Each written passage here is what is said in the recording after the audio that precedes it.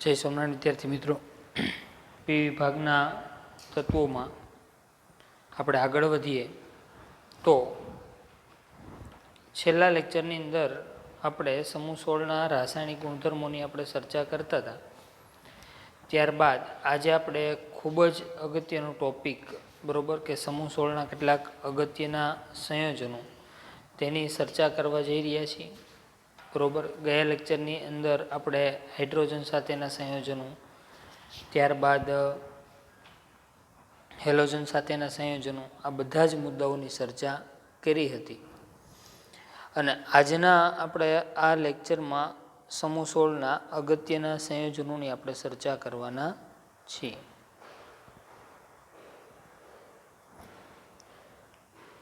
તો સમૂહ 16ના અગત્યના સંયોજનોની જો આપણે ચર્ચા કરતા હોઈએ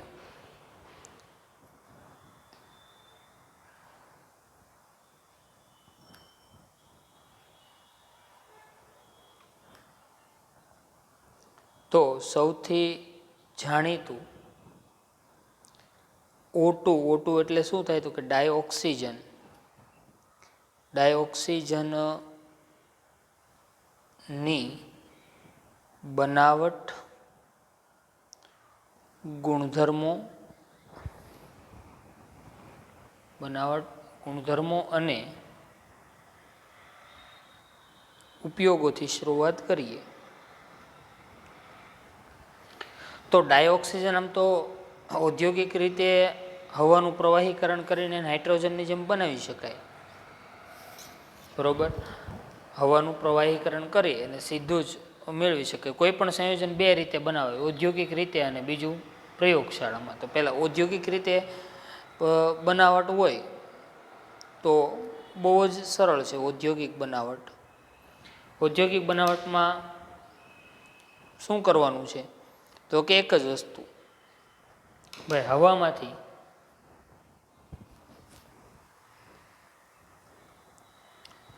હવામાંથી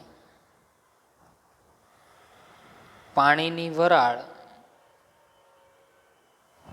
અને કાર્બન ડાયોક્સાઇડ દૂર કરી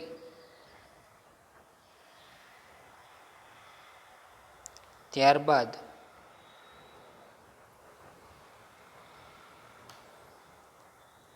હવાનું પ્રવાહીકરણ કરતા એટલે પ્રવાહીમાં ફેરવતા, પ્રવાહીકરણ કરીને વિભાગીય નિસ્યંદનથી ઓક્સિજન અને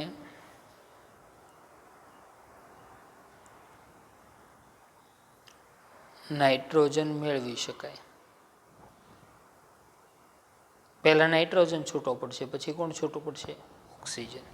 ઓકે, આને સારી રીતે ડાયાગ્રામ દ્વારા જોવું હોય તો આ હવા છે, અહીંયા હવા ભરેલી છે. બરાબર, એમાંથી શું દૂર કરવાનું છે તો કે CO2 અને H2 એટલે કે પાણીની વરાળ અને કાર્બન ડાયોક્સાઇડ દૂર કર્યો. ત્યારબાદ જે હવા છે બરાબર, તેને શું કરશું? પ્રવાહીકરણ એટલે પ્રવાહીમાં ફેરવાઈ જશે.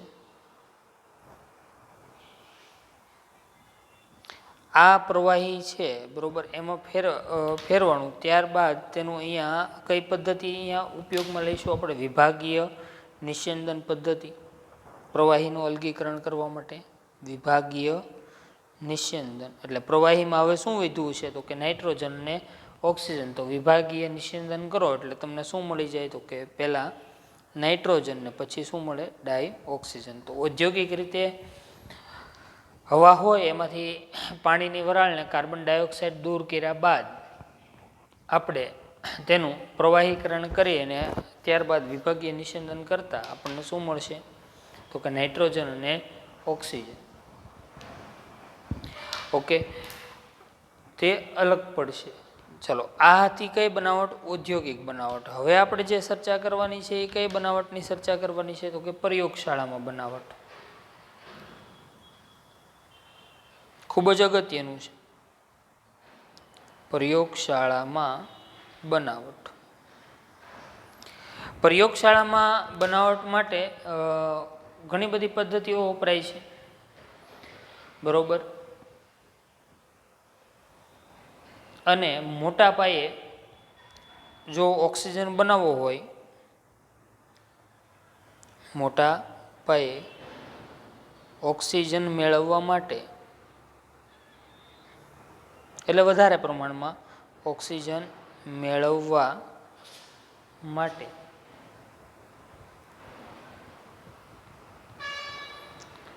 પાણીનું વિદ્યુત વિભાજન કરીએ આપણે. પાણીનું વિદ્યુત વિભાજન કરતા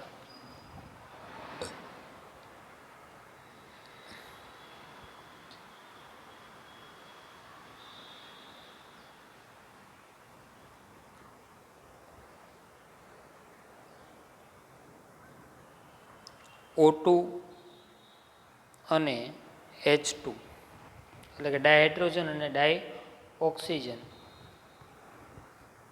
મુક્ત થાય છે.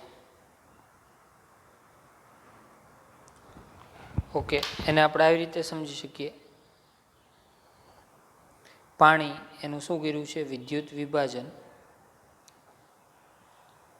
પાણીનું વિદ્યુત વિભાજન પ્લેટિનમના ધ્રુવો લઈને આપણે કરીએ એટલે વિદ્યુત પ્રવાહ પસાર કરીએ. 2 મોલ પાણી લઈએ તો 2 મોલ H2 અને 1 મોલ શું છૂટું પડશે? ડાયઓક્સિજન. અહીંયા ખાસ યાદ રાખશું, એનોડ ઉપર શું છૂટું પડે ને કેથોડ ઉપર? એનોડ ઉપર ઓક્સિજન છૂટો પડશે અને કેથોડ ઉપર ડાયહાઇડ્રોજન છૂટો પડે છે. ઓકે, તો મોટા પાયે ઓક્સિજન બનાવવા માટે પાણીનું શું કરીએ છીએ? વિદ્યુત વિભાજન પદ્ધતિનો આપણે ઉપયોગ કરીએ છીએ. ચલો, ત્યારબાદ અમુક રાસાયણિક સંયોજનો છે એમાંથી પણ આપણે ઓક્સિજન મેળવીએ છીએ. ઉદાહરણ તરીકે ઓક્સિજન યુક્ત ક્ષારો જેવા કે ક્લોરેટ. ખાસ યાદ રાખશું, આ પૂછાઈ ગયેલો પ્રશ્ન છે. નાઇટ્રેટ અને પરમેંગેનેટ સંયોજનોને ગરમ કરતા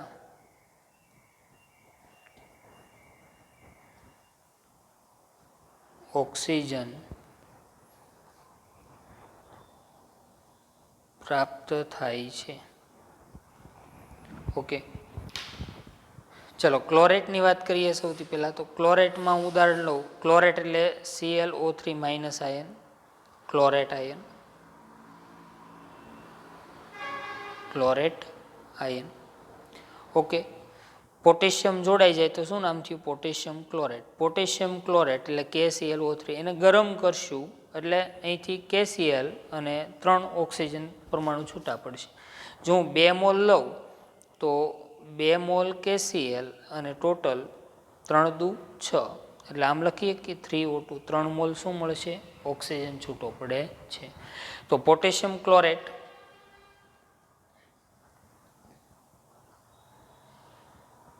ને ગરમ કરતા ડાયઓક્સિજન વાયુ મળશે.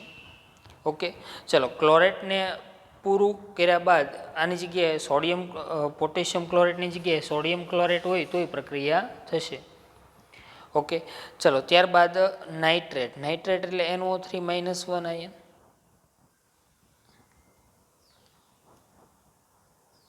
Nitrate ion. ચલો, નાઇટ્રેટ આયનમાં હું ઉદાહરણ લઉં KNO3 પોટેશિયમ નાઇટ્રેટ. તમે સોડિયમ નાઇટ્રેટ પણ લઈ શકો. આને ગરમ કરશું એટલે નાઇટ્રેટ આયનનું ખાસ યાદ રાખજો, NO3 માઇનસ 1નું NO2 માઇનસ 1માં રૂપાંતર થાય, નાઇટ્રેટનું નાઇટ્રાઇટમાં રૂપાંતર થાય. આપણે S વિભાગના તત્વોની અંદર આ બાબતની ચર્ચાઓ કરી હતી. ઓકે, તો અહીંયા શું મળશે મને? KNO2 પોટેશિયમ નાઇટ્રાઇટ અને વત્તા 1 ઓક્સિજન પરમાણુ છૂટો પડશે. એટલે 2 મોલ લીધા હોય તો 2 મોલ પોટેશિયમ નાઇટ્રાઇટ અને O2 ડાયઓક્સિજન વાયુ પ્રાપ્ત થાય. અહીંયા તમે પોટેશિયમ નાઇટ્રેટની જગ્યાએ તમે શું લઈ શકો? સોડિયમ નાઇટ્રેટ પણ લઈ શકો.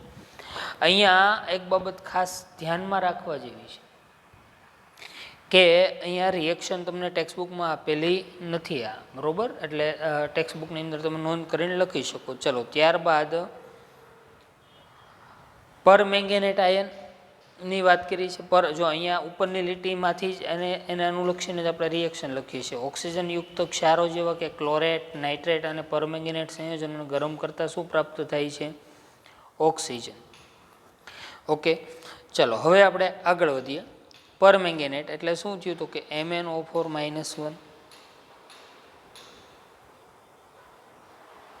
Permanganate ion.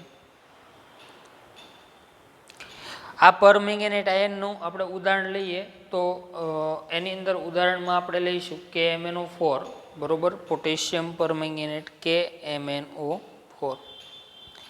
એને જ્યારે ગરમ કરશું બરોબર તો અહીંયા જોશું ખાસ 2 મોલ KMnO4 લીધા બરોબર, એટલે 2K પ્લસ અને 2MnO4- પરમેંગેનેટ આયન. અને હવે જે ઘટના બને છે એ બહુ સરસ બને છે.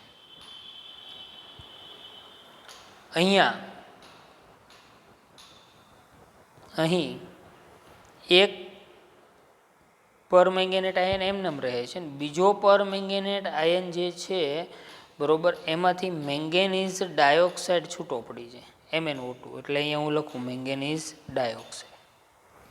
ઓકે, ચાલો વધતા અહીંયા કેટલા ઓક્સિજન છે? વધ્યા કેટલા ઓક્સિજન? 2. અને ઇલેક્ટ્રોન કેટલા વધ્યા? 1. આ 1 ઇલેક્ટ્રોન છે એ પરમેંગેનેટ આયનને મળે એટલે MnO4- આયન પરમેંગેનેટ આયનમાંથી એનું રૂપાંતર MnO4- મેંગેનેટ આયનમાં થાય. તો વધ્યું શું? 4 ઓક્સિજનમાંથી 2 તો અહીંયા ગયા હતા, 2 ઓક્સિજન વધ્યા એટલે O2 સ્વરૂપે દૂર થાય. તો હવે ટૂંકમાં એક જ વસ્તુ થઈ, પોટેશિયમ પરમેંગેનેટને ગરમ કરતા એક મેંગેનેટ આયન શેમાં રૂપાંતર પામે છે? પરમેંગેનેટ આયન શેમાં રૂપાંતર પામે છે? મેંગેનેટ આયન. મેંગેનેટ આયન ને 2 પોટેશિયમ જોડાઈ ગયા એટલે શું બની ગયું? K2MnO4. તો અહીંયા શું નામ હતું? Potassium permanganate. અહીંયા શું નામ થયું? પોટેશિયમ મેંગેનેટ. ઓકે, અહીંયા કલર પણ ચેન્જ થઈ જાય છે, ધ્યાન રાખશું. અહીંયા જાંબલી રંગનો જે કલર હતો બરોબર પોટેશિયમ પરમેંગેનેટનો, એ કલર છે અહીંયા લીલો રંગ થઈ જાય છે. તો પાઠ્યપુસ્તકની એક નાની એવી લીટીને આપણે ઝૂમ કરીને અહીંયા ભણ્યા બરોબર. હવે આપણે આગળ વધીએ તો આ હતી ઓક્સિજનની કઈ બનાવટ હતી? પ્રયોગશાળામાં. તો પ્રયોગશાળામાં બનાવટ માટે તો ઓક્સિજનયુક્ત ક્ષારો જેવા કે ક્લોરેટ, નાઇટ્રેટ અને પરમેંગેનેટ ક્ષારોને હીટ કરતાં, ગરમ કરતાં આપણને શું મળે છે તો કે ઓક્સિજન પ્રાપ્ત થાય છે, કારણ કે આપણી મેઇન પ્રોડક્ટ ઓક્સિજન છે બરોબર. એટલે રાસાયણિક સંયોજનોમાંથી પણ ઓક્સિજન પ્રાપ્ત કરી શકાય. આ ઉપરાંત કેટલીક ધાતુના ઓક્સાઇડ સંયોજનો છે તેનું વિઘટન કરીએ આપણે. કેટલીક ધાતુઓ છે તેના ઓક્સાઇડ સંયોજનોનું વિઘટન કરીએ તો પણ આપણને ઓક્સિજન પ્રાપ્ત થાય છે બરોબર. એને પણ આપણે સારી રીતે સમજીએ. ચલો અહીંયા જોઈએ આપણે. તો ત્રીજી બનાવટ કે ધાતુના ઓક્સાઇડ સંયોજનોના ઉષ્મીય વિઘટનથી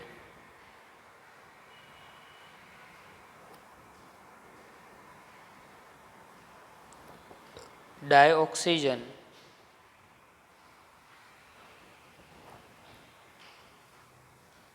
પ્રાપ્ત કરી શકાય છે.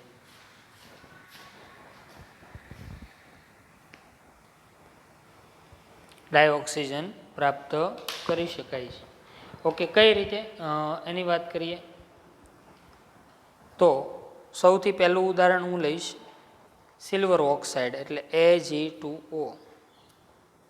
સિલ્વર ઓક્સાઇડને ઉષ્મીય વિઘટન થયું, ગરમ કર્યો એટલે શું થયું તો કે 2 સિલ્વર અને ઓક્સિજન મુક્ત થયો. પણ એકલો ઓક્સિજન ન બતાવી તો આપણે શું લખવું પડે? 1/2 O2. આની રિએક્શન તમારા પાઠ્યપુસ્તકમાં કેટલા મોલ લીધા છે? 2 મોલ. જો 2 મોલ સિલ્વર લઈએ તો શું થવાનું છે? સ્વાભાવિક છે કે 4 સિલ્વર, 2 મોલ સિલ્વર ઓક્સાઇડ લઈએ તો 4 સિલ્વર અને 1 મોલ O2, અથવા આ રિએક્શન આમ પણ તમારા પાઠ્યપુસ્તકમાં આપેલી છે, તમે આમ લખો તોય મને વાંધો નથી, 2Ag2O. ચાલો આને ગરમ કરો, એક જ વસ્તુ થાય, ધાતુના ઓક્સાઇડનું ઉષ્મીય વિઘટન થાય. વિઘટન થાય એટલે આપણને ખબર છે બરોબર કે મૂળ સંયોજન છે એમાંથી નવા સંયોજનો બને. તો અહીંયા 4 મોલ સિલ્વર અને O2 પ્રાપ્ત થાય છે. ઓકે, ચલો સેકન્ડ રિએક્શન આપણે જોઈએ, બીજી રિએક્શન. તો એની અંદર પણ આવું જ છે, સિલ્વર ઓક્સાઇડ પછી mercury oxide Hg2O, mercury oxide, એના 2 મોલ લઈએ તો 4 મોલ મર્ક્યુરી અને 1 મોલ શું છૂટું પડે છે? ઓક્સિજન છૂટો પડે. એટલે ટૂંકમાં કહેવાનું એમ કે ધાતુઓના ઓક્સાઇડને હીટ કરશું, ગરમ કરશું એટલે આપણને શું પ્રાપ્ત થાય છે? તો કે સિલ્વર છે બરોબર, અને પછી મર્ક્યુરી છે તે છૂટું પડે છે. સિલ્વર ઓક્સાઇડ ત્યારબાદ મર્ક્યુરી ઓક્સાઇડ માંથી આપણે ઓક્સિજન મેળવ્યા બાદ, એટલે એક જ વસ્તુ છે, ધાતુના ઓક્સાઇડને તમે ગરમ કરશો એટલે શું મળશે તમને? ઓક્સિજન છે, વાયુ તમને પ્રાપ્ત થાય છે બરોબર. ચલો ત્યારબાદ આપણે આગળ વધીએ. તો આવી જ રીતે લેડ ઓક્સાઇડ હોય, લેડ ડાયોક્સાઇડ PbO2, એને ગરમ કરશું તો લેડ ડાયોક્સાઇડમાંથી લેડ ઓક્સાઇડમાં કન્વર્ટ થશે. હવે એક ઓક્સિજન છૂટો પડશે, જો 2 મોલ લીધા હોય તો 2 મોલ લેડ ઓક્સાઇડ અને O2 વાયુ છૂટો પડે. ઓકે, ચલો ત્યારબાદ ખૂબ જ અગત્યની રિએક્શન Pb3O4, પ્લમ્બો પ્લમ્બિક ઓક્સાઇડ પણ તેને કહેવાય છે. Pb3O4 છે બરોબર, એને તમે હીટ કરશો, ગરમ કરશો એટલે શું થશે? હવે અહીંયા આ રિએક્શન સમજવા માટે ઉપરની રિએક્શન સમજો. જો ભાઈ, લેડ ડાયોક્સાઇડનું શેમાં રૂપાંતર થાય છે? લેડ ઓક્સાઇડમાં રૂપાંતર થાય છે. ક્લિયર? લેડ ડાયોક્સાઇડનું લેડ ઓક્સાઇડમાં. તો પ્લમ્બો પ્લમ્બિક ઓક્સાઇડ છે ને, 2 ઓક્સાઇડનું મિશ્રણ છે. કયા કયા? તો કે PbO અને PbO2.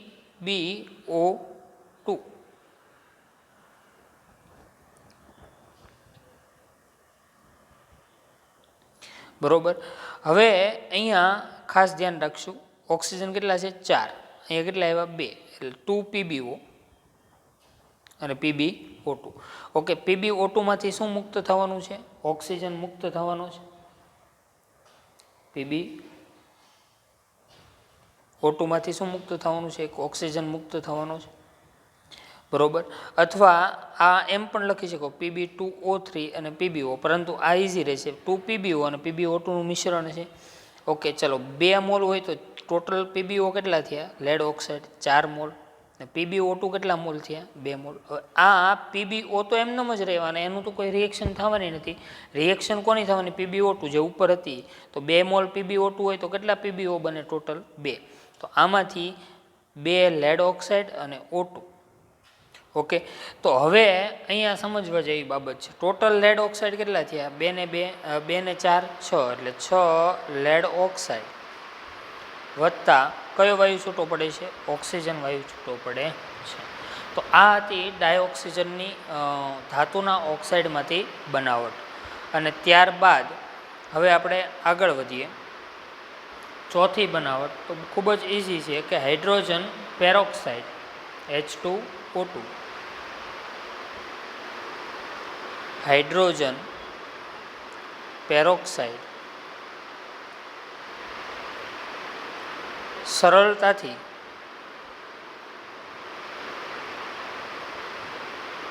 ઉદ્દીપકની હાજરીમાં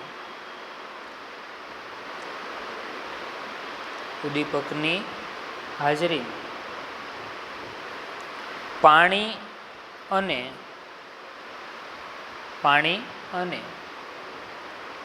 ડાયઓક્સિજનમાં